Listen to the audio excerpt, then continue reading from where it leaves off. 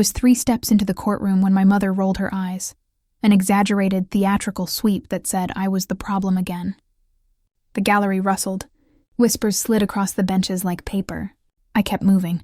Navy suit, steady breath, chin level. The bailiff called the case. My name, Rowan Blake, rang out, and beside it, the people who used to be my parents.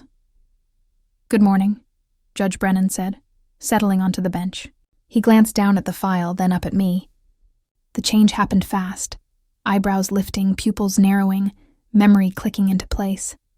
Recognition rolled across his face like a tide.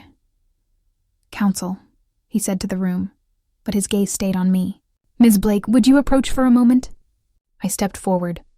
My mother's attorney, all silk tie and sympathetic frown, leaned toward her. She nodded without looking at me. That was Diane's way. Never look long enough to see what was real. At sidebar, Judge Brennan lowered his voice. "Rowan Blake." He said it not as a question, but as a recollection. "You're William Parker's granddaughter." "My grandfather. Yes, Your Honor." He inhaled, the smallest smile folding into something solemn. "I clerked for him 23 years ago." I let the silence hold, respect offered in a heartbeat. "He spoke of his clerks often," I said. "He admired yours, sir." The judge's gaze swung to opposing counsel. "Disclosure for the record, I clerked for the decedent when I was a young attorney. I did not socialize with the family. If either party believes this affects my impartiality, raise your objection now." My mother's lawyer hesitated, calculating optics against advantage. He whispered. Diane's mouth tightened. Scott stared past everyone at the clock, like this was a layover he hadn't planned. "No objection, Your Honor," the lawyer said finally. "Very well," Judge Brennan replied. He straightened, and the courtroom reassembled around us, sound swelling back in as though someone had unmuted the day. We returned to counsel table. I placed my pen parallel to the legal pad, the small ritual that kept my hands from shaking. Across the aisle, Diane had claimed a widow's posture in a black dress she'd never wear outside a performance. She dabbed at the corner of her eye with a tissue she'd brought just for the role. "Calling Morrison vs. Blake," the clerk read. "Petition to set aside will for undue influence and lack of capacity." The words drifted over the room like cold air. I traced them in my mind, let them dissolve. Allegations, not facts. "Opening statements?" Judge Brennan prompted. My mother's attorney stood first. He was good, the kind who laces fiction so tightly to feeling that juries forget to check the knots. "This is a case," he began, "about blood, grief, and a granddaughter who inserted herself between a father and his child." I stared at the grain of the counsel table and counted 4 slow breaths. When you've spent a lifetime being framed as the problem, you learn the rhythm. Their story first, your truth second. Let the storm pass. Anchor to the facts. He painted Diane as devoted and excluded, me as calculating and convenient. He lingered on the word granddaughter, like it lowered the moral ceiling of what love could be. When he sat, the room seemed to tilt back to level. I rose.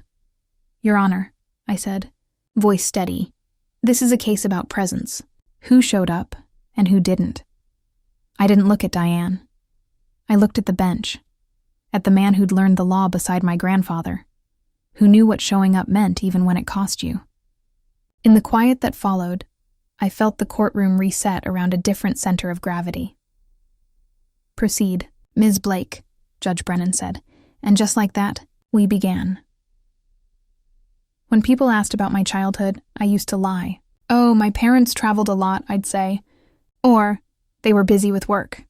It sounded cleaner than the truth, that Diane and Scott Blake dropped their 3-month-old daughter at her parents' doorstep and disappeared into their own. Freedom, my earliest memory isn't of them. It's of my grandmother, Helen Parker, humming softly while folding laundry, and my grandfather, Justice William Parker, coming home in his black judicial robe, smelling faintly of coffee and paper.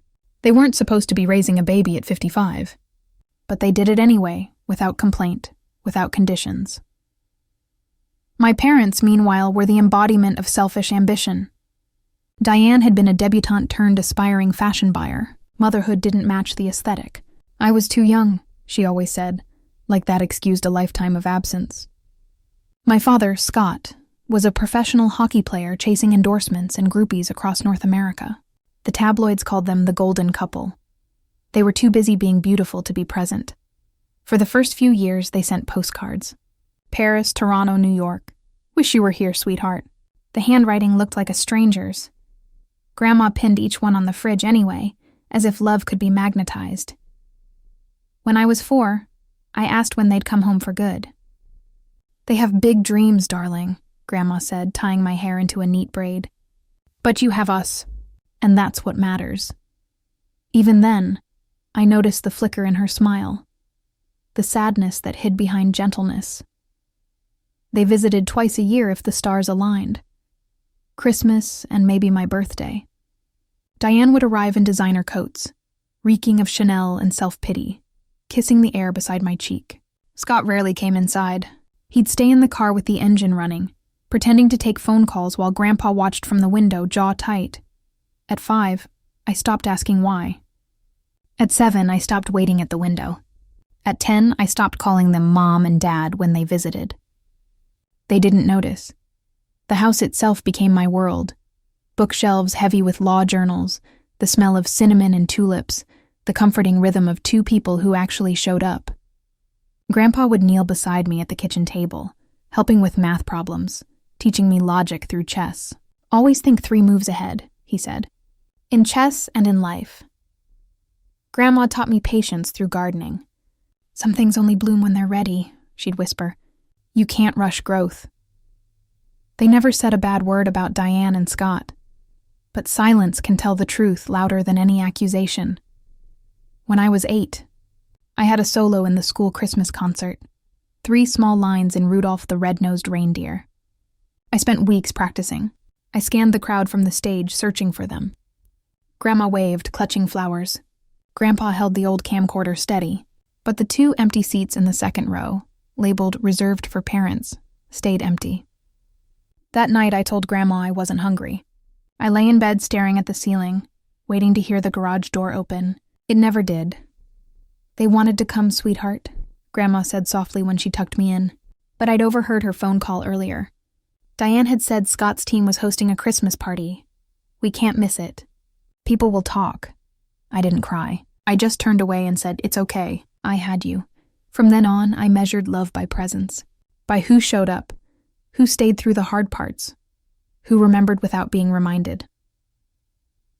When I turned 12, Diane brought me a tablet for Christmas. I already had one. Grandpa had given it to me months earlier for school. I tried to tell her. She waved a manicured hand. Then give one away. Share, darling. It's good for your soul. That was Diane in a sentence. Generous when it made her look generous. At 16, my classmates envied me for having a retired Supreme Court judge as a guardian. They thought it sounded elegant, intellectual. They didn't know how it felt to sign school forms under guardian instead of parent. They didn't know what it meant to see both parents' names on the birth certificate and realize they were just signatures, not people. Grandpa shielded me from most of it. He never complained, even when he worked late into his 70s to pay for my education. Raising you keeps me young, he'd joke. But sometimes I caught him staring at Diane's old photographs with that look, the one that said he was trying to understand where he went wrong. She made her choices. Grandma told him once when she thought I was asleep. But we've made ours too. We choose love. It took me years to understand what that meant. Love isn't DNA. It's not a shared last name or matching eyes. It's showing up when no one asks you to. It's changing diapers at 55 and attending every school event just to make sure a little girl never feels forgotten again. By the time I reached 18, my parents were strangers with familiar faces. But my grandparents, they were everything. My real family, my real story. And one day soon, they'd be the reason I learned to fight back. The older I grew, the more I realized that my grandparents' love wasn't loud. It was steady, like the hum of a well-kept house. It didn't demand attention. It simply existed day after day in the smallest gestures that built the foundation of who I became. Grandma Helen believed every morning deserved ceremony. She'd hum as she set out breakfast, Homemade jam, warm toast, tea with lemon. She claimed it was impossible to start a bad day with a good breakfast. Grandpa William, still wearing his robe from an early hearing, would sit across from me reading the New York Times, occasionally glancing over the top to quiz me on vocabulary words. "Define jurisdiction, Miss Blake," he'd say, half smiling. I grew up thinking every family discussed ethics over oatmeal. They raised me to value consistency, the kind of reliability my parents never learned. Sunday mornings were for church and chess. Sunday evenings were sacred dinners, no matter how tired Grandpa was or how busy I pretended to be as a teenager. He'd always say, "You can lose your case, Rowan, but never your integrity." When I was 10, I wanted to quit soccer because a coach benched me for missing practice. Grandpa refused to let me. "We don't quit because someone else underestimates us," he said, driving me to the next game himself. We proved them wrong by showing up. I played. We lost. But he cheered like we'd won the World Cup, clapping so loud at home. Grandma was the quiet heart of everything. She taught me patience by letting me help in the garden, even when I made a mess of it. I still remember the smell of soil on my hands, and the way she said, "Things grow when they're cared for, not when they're rushed." Years later, I realized she wasn't talking about plants. She was talking about every milestone became a family event. Report cards, debate competitions, science fairs. They were there, always there. When I won my first debate trophy, Grandpa treated it like I'd won the Nobel Prize. He even built a small shelf in the hallway for Rowan's victories, though it ended up filled with everything from ribbons to drawings to clumsy clay sculptures. Graham, they never spoiled me, not with money at least. They spoiled me with Prez. They showed up for every late-night meltdown, every failure, every heartbreak.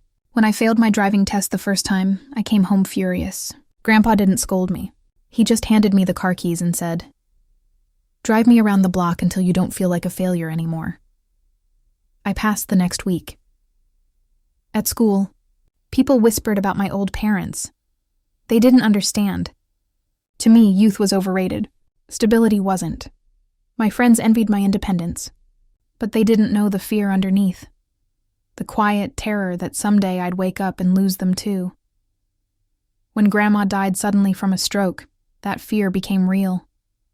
I was 18, days away from leaving for college. The house, once full of laughter and warmth, fell silent overnight.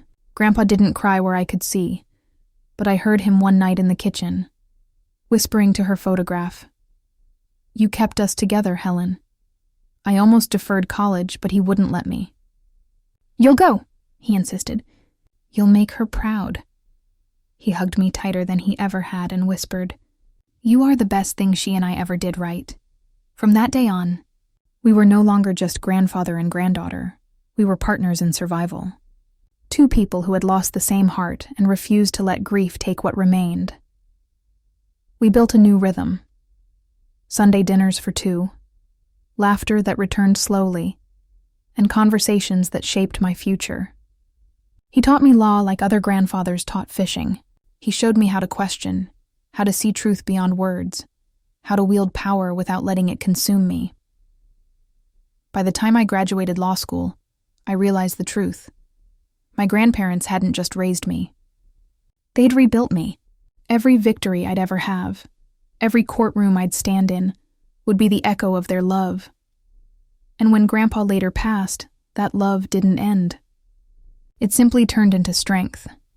Leaving for college felt like tearing out the final pages of a story that wasn't finished yet. Grandpa stood in the driveway as I loaded the car, his hands in the pockets of his worn blazer. The morning air carried the scent of tulips from Grandma's old garden, her last bloom before she died. "You'll do great things, Rowan," he said. "Just remember where you came from." "I will," I promised. He smiled, proud but fragile, as though letting me go meant reliving the loss of Helen all over again. Boston University was a world away from the quiet life we'd built. The campus buzzed with ambition, students chasing success like oxygen. I threw myself into it, determined to earn every sacrifice my grandparents had made. I studied political science, then pre-law, hungry for understanding, for control over a world that had once felt unpredictable. Every Sunday night, I called Grandpa. Sometimes we talked for hours. Sometimes we just sat in silence. The kind that only exists between two people who don't need to fill space to feel close. He'd ask, "Are you eating well?" And I'd lie, "Of course." He knew I was living on coffee and ramen. He pretended to believe me anyway. In sophomore year, he visited for family weekend. Most parents came in clusters, mothers with cameras, fathers with wallets. Grandpa arrived alone, carrying a single envelope. Inside was a letter from Grandma, written years before she died. "If you're reading this, it means you're doing what you were meant to do." Her handwriting slanted softly, her voice echoing through the paper. "Don't let fear make you small, Rowan. The world needs women with voices like yours." I didn't cry until he left. Law school came next. 3 brutal years that stripped everything soft from me. My classmates complained about the workload. I treated it like an oath. I worked part-time, studied full-time, and survived on determination and caffeine. I imagined Grandma watching, whispering, "Things grow when they're cared for," while Grandpa's voice echoed, "You can lose your case, but never your integrity." When graduation day arrived, Grandpa sat front row, his silver hair glinting under the auditorium lights. As I crossed the stage, he stood and clapped before anyone else. I could see tears glistening behind his glasses. Afterward, he hugged me so tightly I could feel the tremor in his hands. "Top of your class," he whispered proudly. "You did it, counselor. My parents didn't come. They sent a congratulatory text. Good job. We're proud of you." I didn't reply. By then, I'd stopped expecting anything from people who only showed up when it cost them nothing. With Grandpa's connections and my grades, I landed an internship at the district attorney's office. What started as paperwork turned into trial prep, then into assisting on real cases, financial crimes, corruption, embezzlement. I found my purpose there, not in winning, but in the pursuit of truth. The system was messy, often unfair, but it was still the best tool we had to keep the powerful accountable. Grandpa retired the year I became a full prosecutor. He was 82, and still sharper than most lawyers half his age. The retirement gala was filled with judges, attorneys, and politicians. When it was his turn to speak, he called me up to the podium. "This," he told the crowd, resting a proud hand on my shoulder, "is my greatest accomplishment. Not any ruling, not any case. Her." That moment changed everything. I'd always worked to make him proud. That night, I realized I already had. After his retirement, I started visiting more often. Every Sunday dinner continued, no exceptions. Sometimes I'd cook, sometimes we'd order takeout and debate legal ethics over Chinese noodles. He'd tell me stories about the cases that haunted him, the ones where justice wasn't clean, where morality blurred against the law. "The law is blind, Rowan," he'd say, "but people aren't. Our job is to keep both eyes open anyway." Those conversations shaped my career more than any textbook ever could. I climbed fast in the DA's office. Too fast, according to some. But I didn't care about politics. I cared about the work. By 30, I was handling high-profile corruption cases. People started calling me the ICE prosecutor because I didn't flinch in the courtroom. I took it as a compliment. They didn't know how many nights I'd stayed up rereading files, afraid of missing something that could cost an innocent person their life. Through it all, Grandpa was there. Every victory phone call, every late-night visit when I fell asleep on his couch surrounded by case files. Sometimes I'd find him asleep in his recliner, too, both of us stubbornly working until exhaustion won. One evening, after a particularly draining case, I arrived at his house unannounced. He was sitting by the fire, reading one of Grandma's old gardening journals. He looked up and smiled softly. "You look tired," he said. "I'm fine," I lied, sinking into the chair beside him. He studied me for a long moment. "You've got her eyes, you know. Helen's. They only softened when she looked at something she loved." I laughed lightly. "You mean your garden?" He shook his head. "I mean you." That night he told me something I'll never forget. "Raising you was the greatest privilege of my life," he said. "I got to be a father twice." The second time I actually got it right. I wanted to tell him that he'd saved me, that he'd given me everything my parents never could, structure, purpose, belonging. But my throat tightened, and the words stuck somewhere between love and fear. Instead, I said, You and Grandma gave me everything. You built me from the ground up." He smiled. "We just gave you roots, Rowan. You're the one who grew." That was Grandpa, always deflecting credit, always pushing me to stand taller on my own. When he turned 87, his health began to fade. Nothing dramatic, just the slow, inevitable decline of time. But even then, he never missed a Sunday dinner. I started bringing meals to him instead. He'd tease me for over-seasoning the soup, then secretly finish every drop. The last conversation we had before he passed wasn't about death. It was about duty. "Promise me," he said quietly, "that you'll use what you've learned for good. That you won't let the world make you cynical." "I promise," I said. "Good," he whispered, eyes closing briefly. "Then I can rest." He died peacefully in his sleep a few months later, leaving behind more than memories. He left me a legacy, a blueprint for living with integrity. I thought his death would shatter me. Instead, it solidified something. His voice lived in my conscience, guiding me through every courtroom, every decision. And when the will was finally read, the one that changed everything, it didn't feel like a reward. It felt like a final lesson that love isn't proven through words. It's proven through showing up, again and again, until the end. And that's exactly what Grandpa did. The morning Grandpa died, the world felt too still, like the air itself was holding its breath. It was a Sunday, and I'd baked his favorite blueberry scones. I remember humming to the radio on my drive over, thinking about how he'd tease me for burning the edges again. When I pulled into the driveway, the lights inside were still off. The front door was unlocked. He was in his armchair, book open on his lap, glasses still perched on his nose. Peaceful. Too peaceful.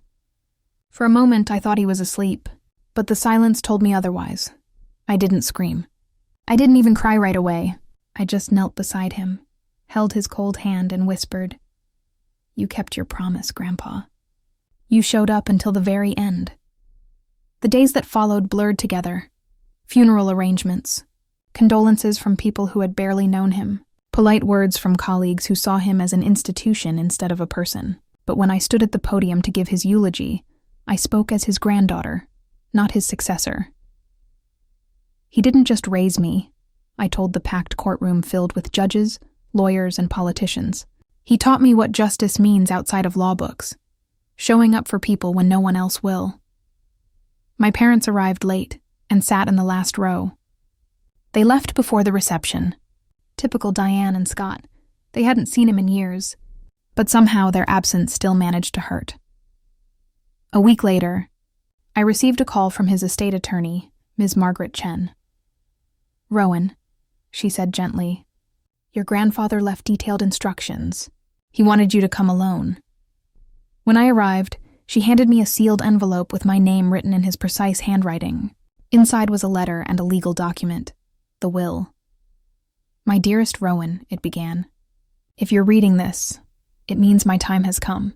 But don't grieve for me, my girl. My greatest joy was watching you grow into everything your grandmother and I dreamed you'd be. I leave you everything not because of blood, but because of presence.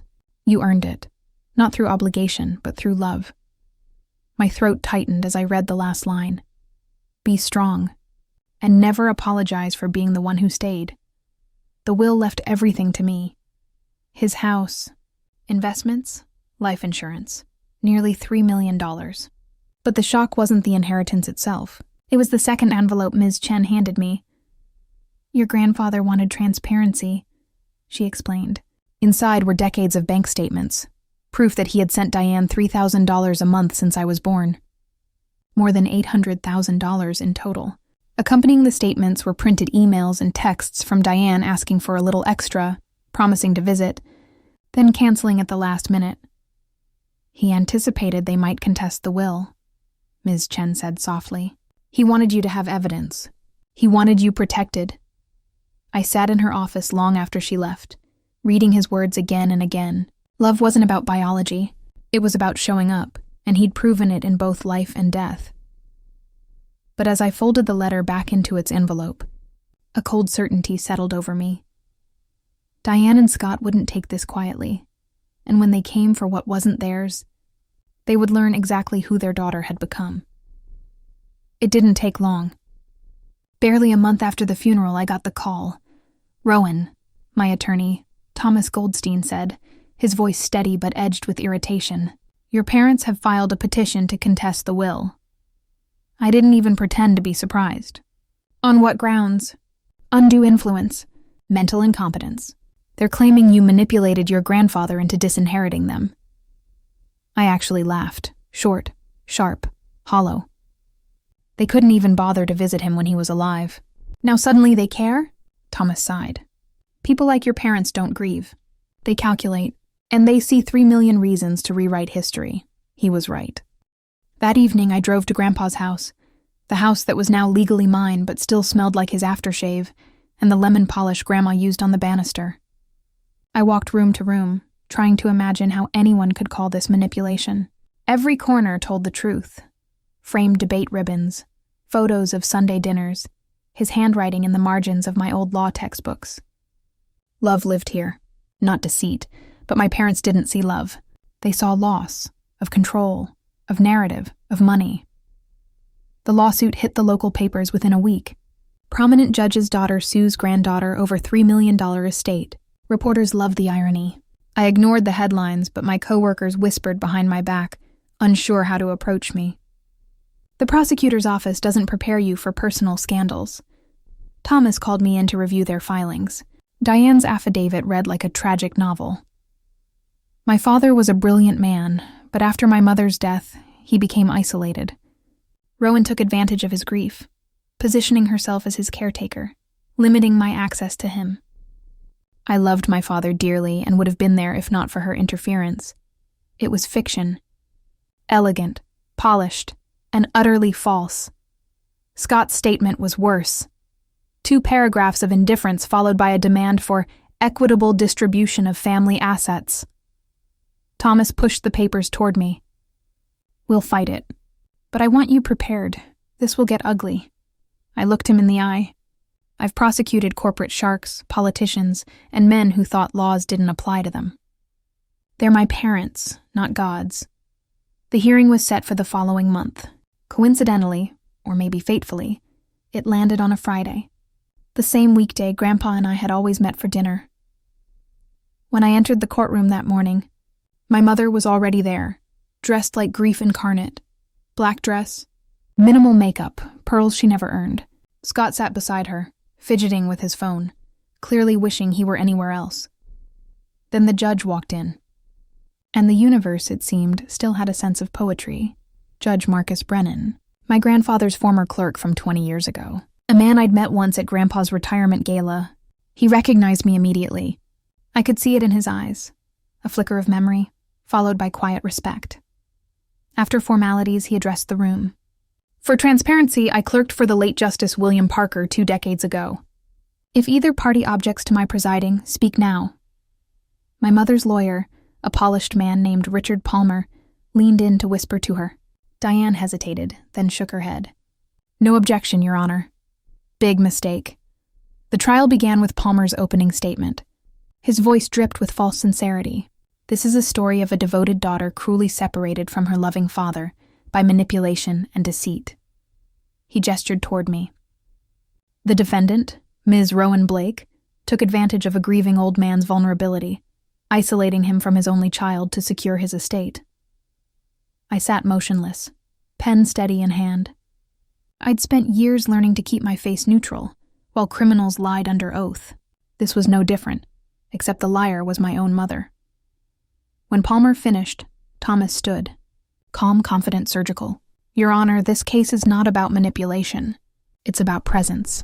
For 32 years, Ms. Blake showed up. The plaintiffs did not. The evidence will show that Judge Parker left his estate to the person who earned it. Through love, through loyalty, and through a lifetime of showing up when no one else did." Judge Brennan nodded. "Proceed." As the first witness was called, I caught my mother's eyes across the room. She looked almost smug, like she believed her performance would win sympathy. But she'd forgotten who taught me how to read people. Grandpa had warned me long ago. Some battles you don't choose. "Rowan, They choose you. But when they do, you fight with facts, not fury. And as I watched Diane raise her right hand to swear the oath, I knew this was exactly the battle he had prepared me for, because this wasn't just about inheritance anymore. It was about truth, and this time I intended to win, exactly the way he taught me to. The courtroom smelled of old wood and tension. Every eye followed my mother as she adjusted her black dress and dabbed the corner of her eye with a tissue she'd brought specifically for the performance. "Mrs. Blake," Palmer began gently, "describe your relationship with your father," she sniffled theatrically. "He was everything to me, my hero. After my mother died, he changed. He became distant, cold. Rowan took advantage of that. She made him believe I didn't care." I clenched my jaw. The lies rolled so easily off her tongue. For a woman who rarely showed up, she'd become an expert at acting like the victim. Palmer continued, "And when did you realize your father had left you nothing in his will?" "After the funeral," she said, voice breaking. I was devastated. I didn't care about money. I just wanted to feel loved again. The irony nearly made me laugh. When Thomas rose for cross-examination, the air shifted. His tone was calm, deliberate. "Mrs. Blake, you were 18 when Rowan was born, correct?" "Yes." "And you voluntarily left her with your parents when she was 3 months old?" Yes, but that was temporary." He nodded, flipping through a binder. "According to your father's calendar, you visited 4 times in her first year. Then, on average, twice a year after that. Does that sound right?" She hesitated. "I was busy. I had responsibilities."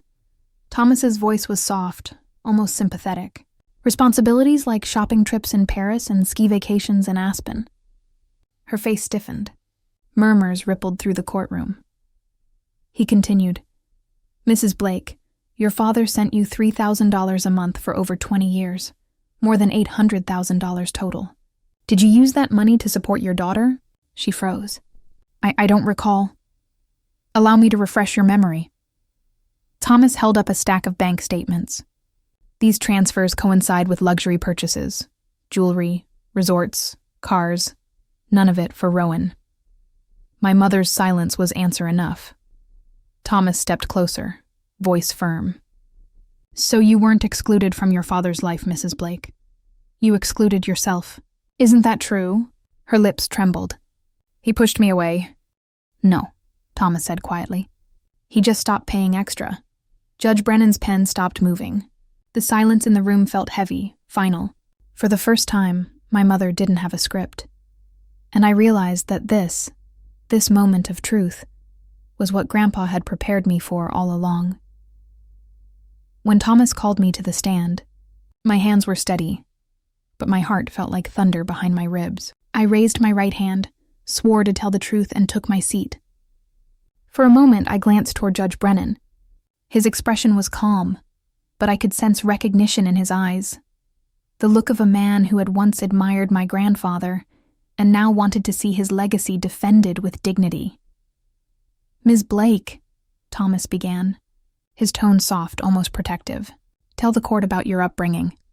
I took a breath. I was born when my mother was 18. 3 months later, she and my father decided parenthood didn't fit their plans. They dropped me off at my grandparents' home, saying it would be temporary. It wasn't.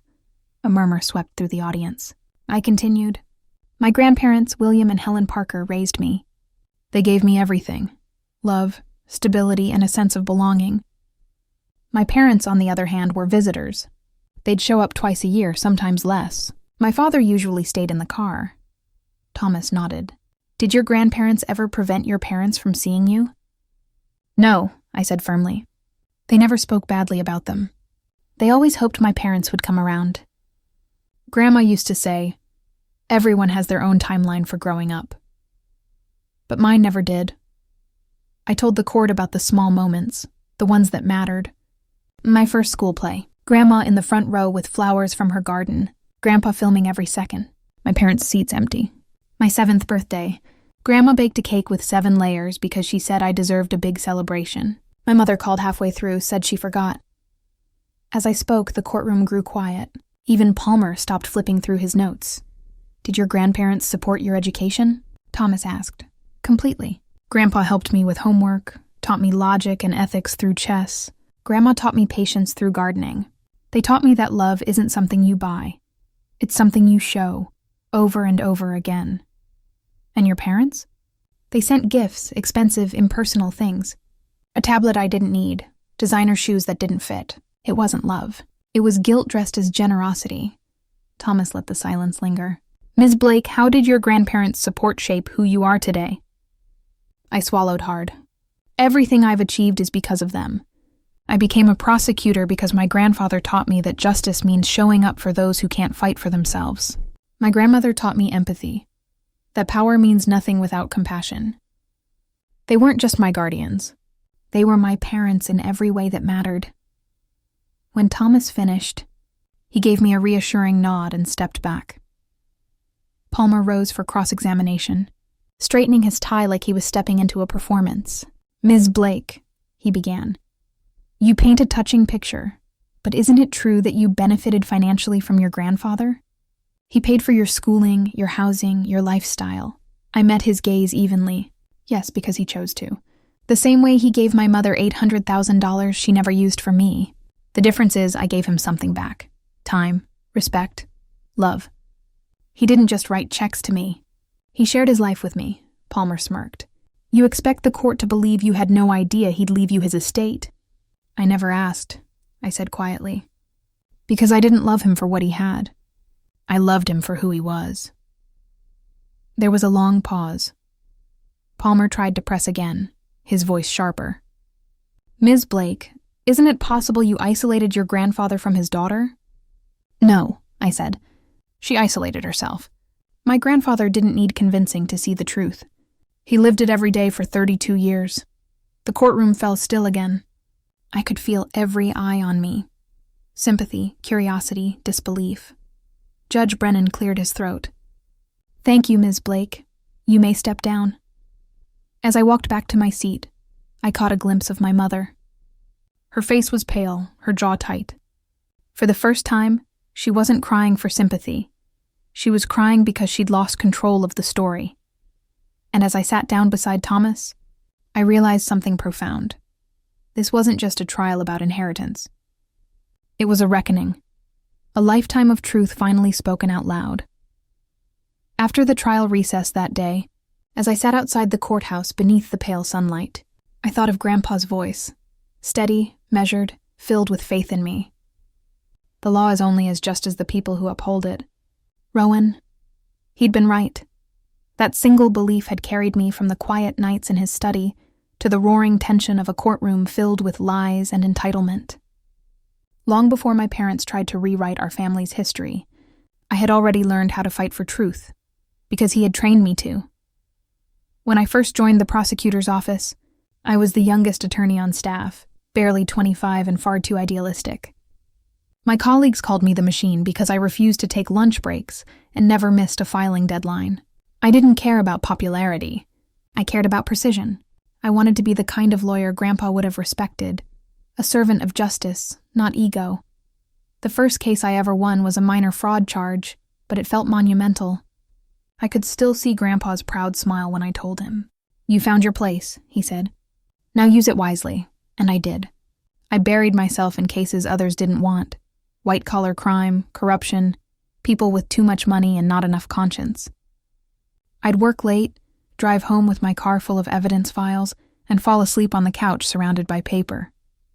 The work was exhausting, consuming, but it made sense. For once, life followed rules I could argue, defend, and prove. Each Sunday, I visited Grandpa without fail. Sometimes we debated cases. Other times we just sat in silence with the TV humming in the background. He'd pour coffee into 2 chipped mugs and say, always remember, justice isn't about vengeance. Rowan. It's about accountability. Those words became my creed. By 30, I'd become one of the top prosecutors in the state, handling high-profile corruption cases that landed on front pages. Reporters loved calling me the ice prosecutor, a woman too composed to be shaken, too sharp to be manipulated.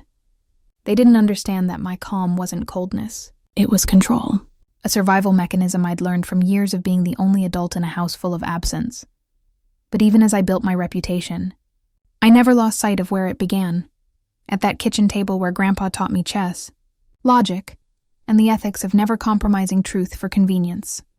He'd given me a legacy long before he gave me an inheritance, and every time I stood in court, facing down men twice my age who thought power excused corruption, I remembered him sitting in that old armchair, his voice echoing like a promise. One day you'll stand where I stood, and when you do, make sure the law remembers your name for the right reasons. I didn't know it yet, but the day would come when I'd have to defend not just the law, but his name itself.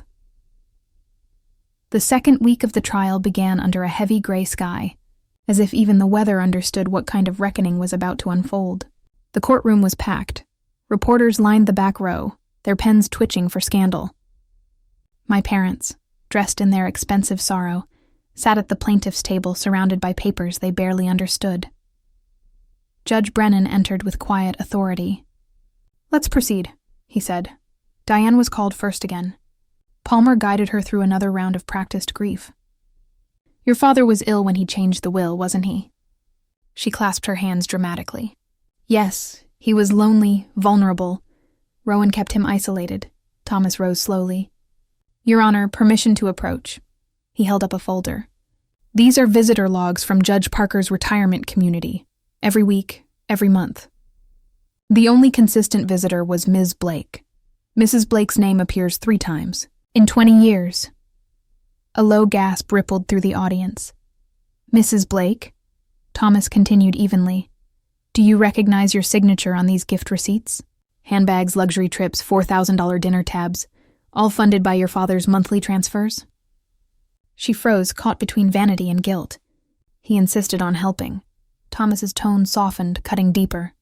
"He helped you for decades, and when he finally chose to help the person who helped him, you called it manipulation?" Judge Brennan raised a brow. "Answer the question, Mrs. Blake." Her voice cracked. "I just wanted what's fair." "Fair," Thomas echoed. "Or familiar?" When she couldn't reply, he nodded toward the bench. No further questions. Next came Scott.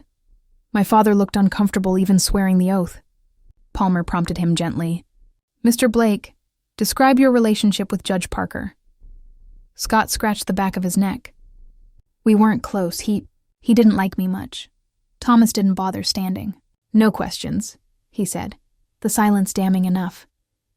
"When it was my turn, I didn't speak with anger. I spoke with precision. I told the court about Grandpa's habits, his detailed records, his clarity of mind, his sharp humor even at 87. He wasn't confused, I said. He was consistent, and he made his choice out of love, not manipulation." When I finished, Judge Brennan folded his hands, studying me for a long moment. "Thank you, Ms. Blake," he said quietly. "That will be all." And for the first time since the trial began, I felt the tide begin to turn. The bailiff called my name again, and for the first time in weeks, the room fell absolutely still. I walked to the witness stand, every step measured, every heartbeat echoing like a drum in my ears. The air in the courtroom felt heavier now. Not hostile, just expectant. Judge Brennan's voice was calm. "Ms. Blake, you may proceed." Thomas gave me a nod, his expression unreadable. This was the moment, the one everything had been building toward. I took a breath and began. "My name is Rowan Blake," I said, voice steady. "I am 32 years old, a state prosecutor, and the granddaughter of the late Justice William Parker. But more importantly, I am the woman he raised after his daughter, my mother, chose not to." I glanced at Diane. She shifted uncomfortably, but I didn't look away. "My grandparents took me in when I was 3 months old. They didn't do it out of obligation. They did it out of love. My grandmother taught me kindness. My grandfather taught me justice. Together, they taught me that family isn't defined by blood, but by who shows up when you need them." Thomas stepped closer. "Ms. Blake, the plaintiffs allege that you manipulated your grandfather into changing his will." "Did you?" "No," I said firmly. "I didn't need to. My grandfather was one of the sharpest minds in the state until the day he died. He reviewed contracts, wrote essays, even advised younger judges. The last year of his life, he proofread my case briefs for fun. That's not confusion. That's clarity. A faint murmur spread across the courtroom. Did your grandfather ever express regret for his decision to leave you his estate? Thomas asked. I smiled faintly. Only that he couldn't take it with him to make sure I'd eat something besides coffee. The gallery chuckled softly. Then I sobered. He told me once, I gave your mother money. I gave you time. Now I know which gift mattered more. Thomas nodded. One final question. What would you say to the claim that you isolated your grandfather from your mother? I looked directly at Diane. Isolation is when you stop calling, when you skip birthdays, when you let someone else raise your child and only remember them when there's money on the table. My voice didn't tremble. He didn't shut her out. She walked out, and every time she had a chance to walk back in, she didn't. A long silence filled the room. Even the reporters stopped scribbling. Judge Brennan leaned back, eyes thoughtful. Ms. Blake, do you believe your grandfather would stand by his decision today? I met his gaze. Absolutely, Your Honor. Because he always believed in rewarding loyalty, not entitlement. When I stepped down from the stand, I felt an unexpected calm wash over me. Not triumph, not relief, just peace. For the first time since this trial began, the truth had finally been spoken out loud, and it no longer belonged to anyone else's version of the story. It was mine. The next morning, the courtroom was overflowing, every seat filled, cameras flashing through the glass doors. It felt like the whole city had come to witness the end of the Blake family's spectacle. I sat beside Thomas, my palms pressed flat against the cool wood of the defense table. Across from me, Diane dabbed her eyes with a crumpled tissue, while Scott stared blankly ahead, arms crossed like he was waiting for a penalty call in a game he'd already lost. Judge Brennan entered promptly at 9. The sound of the gavel echoed like thunder. After careful review of testimony, evidence, and witness accounts, he began. This court finds that Justice William Parker's will reflects his true and deliberate intentions. The air thickened. Diane's breath caught. There is no evidence of undue influence, nor of mental incompetence, the judge continued, voice calm but resolute. The documentation shows that Judge Parker was of sound mind, meticulous, and fully aware of his choices. The will stands as written. I exhaled, finally, but then came the final blow. Furthermore, the court orders the plaintiffs to bear all legal costs incurred by the defense, as this lawsuit was brought forth without sufficient merit. The gavel struck once more. This case is closed. The murmurs erupted instantly, reporters scribbling, the audience whispering, the sharp clack of cameras snapping. But all I could hear was the echo of Grandpa's voice in my memory. Justice is truth, spoken out loud. Diane's face went pale, her shoulders trembling as she turned toward me. Rowan, please, she whispered, stepping closer as the crowd began to disperse. You don't understand. I stood, my voice quiet but firm. You wanted what you always wanted, something for nothing. Her tears streaked down like rain. I'm your mother, I shook my head slowly. No, you're the woman who gave birth to me. A mother is someone who stays, who shows up, who sacrifices. You haven't done any of those things in 32 years. Scott stood beside her, muttering, This is ridiculous. It was family money. Family, I repeated, meeting his eyes. Then maybe you should have acted like family. For a moment, silence hung between us, thick with every missed birthday, every broken promise, every dollar they took, and every moment they ignored. Finally, I stepped back. Don't contact me again. Not about money, not about guilt. We're done. Diane reached for me, her voice breaking. Rowan, please. I stepped away before she could touch me.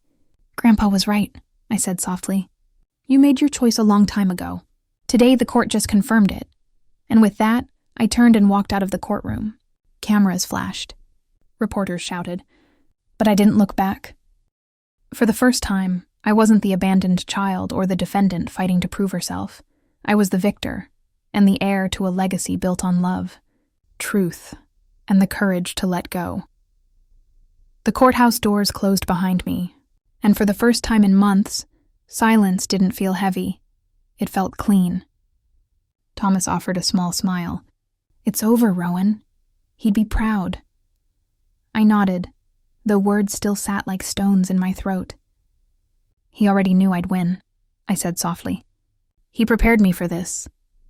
The weeks that followed were quiet.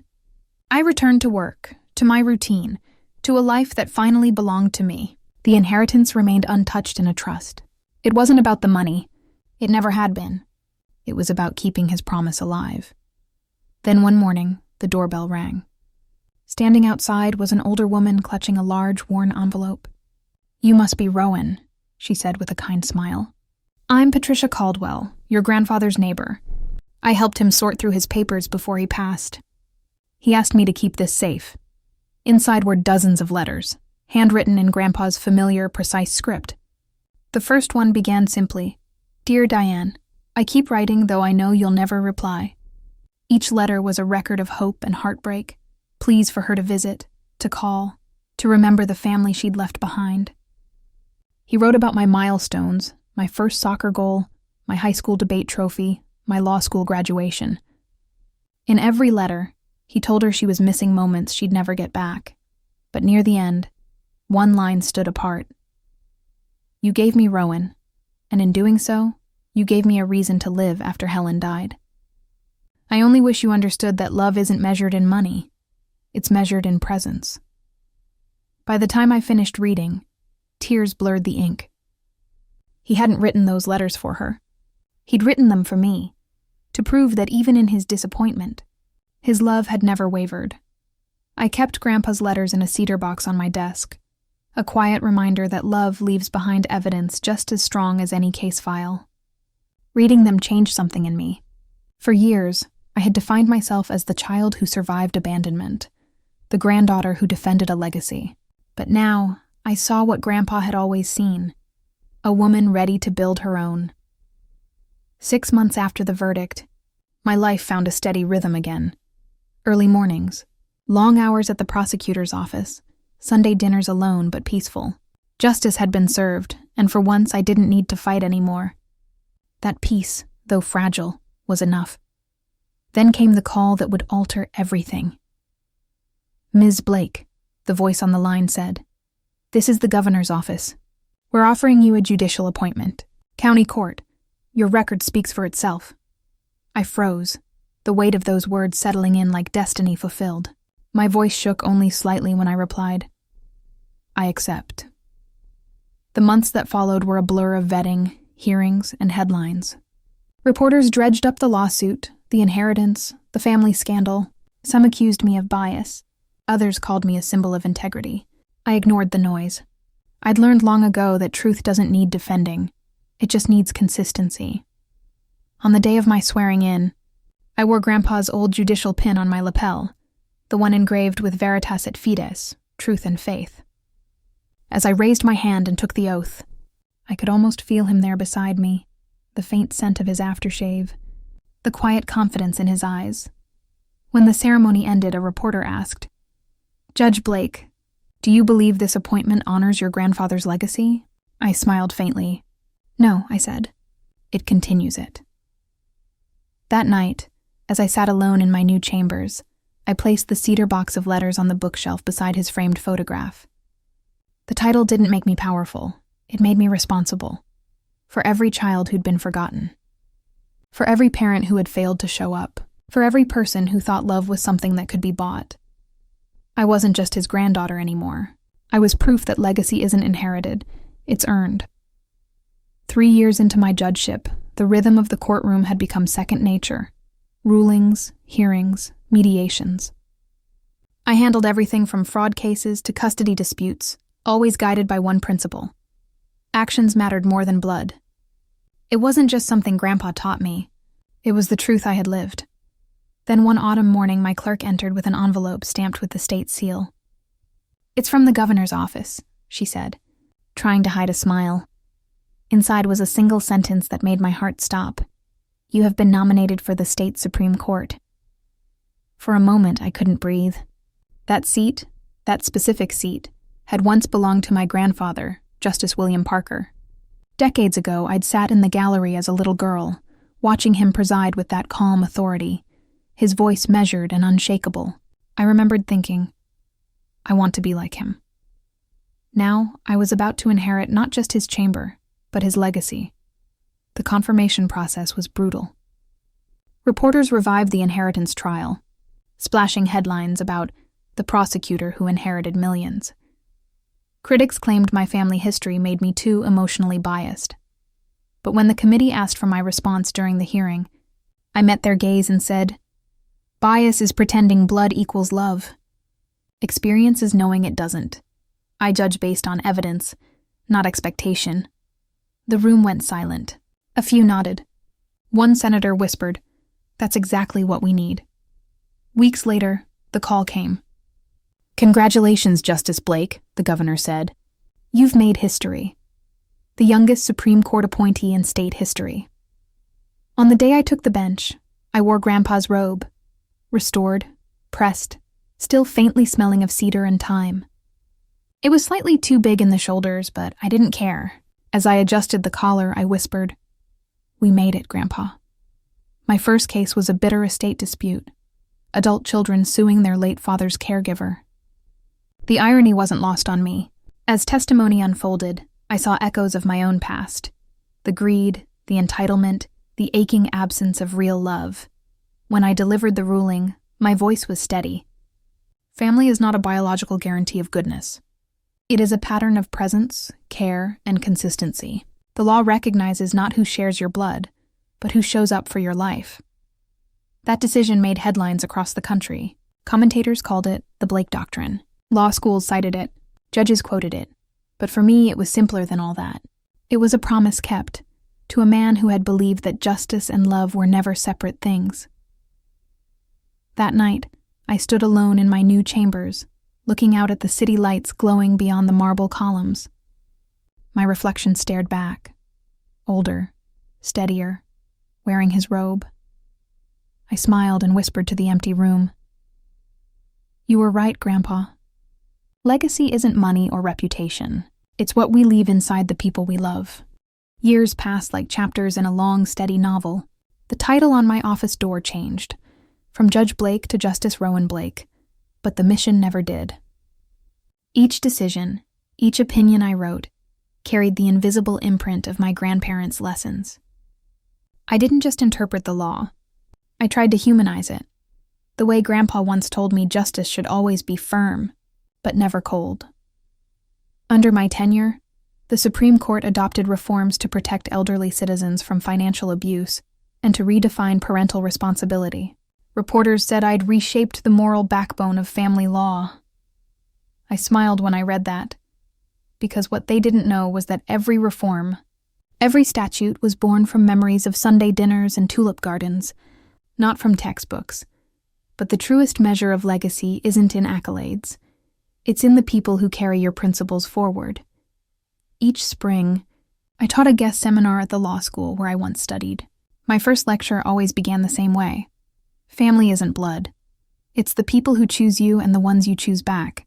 Students would lean in, pens ready, expecting a legal maxim. Instead, I told them about Grandpa and Grandma, the two people who saved me from neglect and taught me that love was a daily decision. And then I'd end with the same message every year. The law can't make people good, but it can protect those who are. By the time I reached my 60s, the world called me a pioneer. I called myself fortunate to have been loved, to have been taught by giants who showed me how to stand tall without arrogance, and to have lived a life that honored their sacrifices. On the 30th anniversary of Grandpa's passing, the state unveiled the William Parker Justice Center. I was asked to give the keynote address. Standing at the podium beneath his portrait, I felt the years fold in on themselves. Me at 6 years old on his lap, me at 32 defending his name, me now, gray at the temples, standing in the very place he once dreamed I'd reach. Justice Parker taught me that truth has to outlive us, I told the audience. That real inheritance isn't money, it's integrity, compassion, and courage. As the crowd rose in applause, I looked up at his portrait and whispered, "We did it, Grandpa, together." That evening, alone in my chambers, I opened the cedar box one last time. Inside were his letters, my law school photo, and the note he left me. "You earned this." Tears blurred the ink, but my heart was light. Because legacy wasn't just what I carried, It was what I had become. And as the city lights shimmered beyond the courthouse windows, I realized that love, like justice, never dies. It simply passes the torch. The night of my retirement banquet, the city skyline glittered outside the grand windows of the William Parker Justice Center, the building that now carried my grandfather's name. I stood at the edge of the crowd, champagne in hand, listening to speeches about Justice Rowan Blake's integrity, her legacy of compassion, and her lifetime of service. But my thoughts drifted far away to a small kitchen smelling of tulips and cinnamon cookies, to the sound of my grandfather's voice teaching me that doing what's right would never be easy, but it would always be worth it. When it was my turn to speak, the hall grew quiet. I stepped up to the podium and looked out at the faces before me.